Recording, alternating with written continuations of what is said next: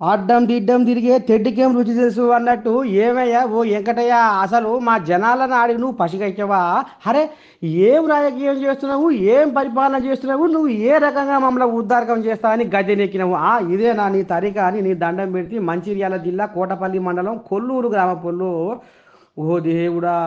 MLA Vivek వెంకటస్వామిని మొత్తం నిలదీసిర్రుల్లా నడి road మీద.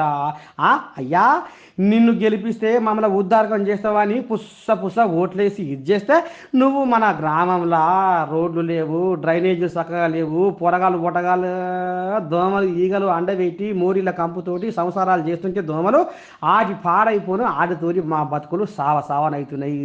విషపూరిత జ్వరాలు వస్తున్నాయి, ఈ దవాఖానల పాలవుతున్నాము, ఆస్తులు అమ్ముకొని మేము అన్యాలంగా ఆసుపత్రుల పాలవుతున్నాము. కానీ నీకు మాత్రము నిమ్మకు నీరెత్తినట్టుగా ఉంటున్నావు. ఎందుకు ఉంటున్నావు, ఎందుకు చేస్తున్నావు ఇట్లా?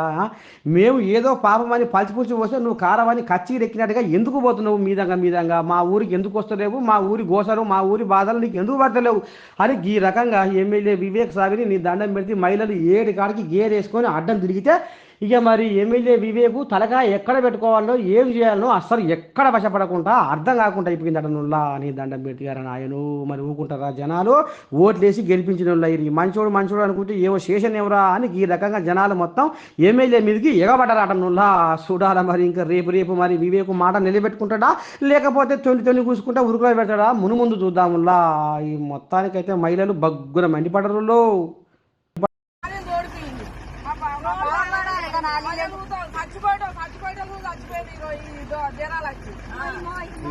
నాలుగు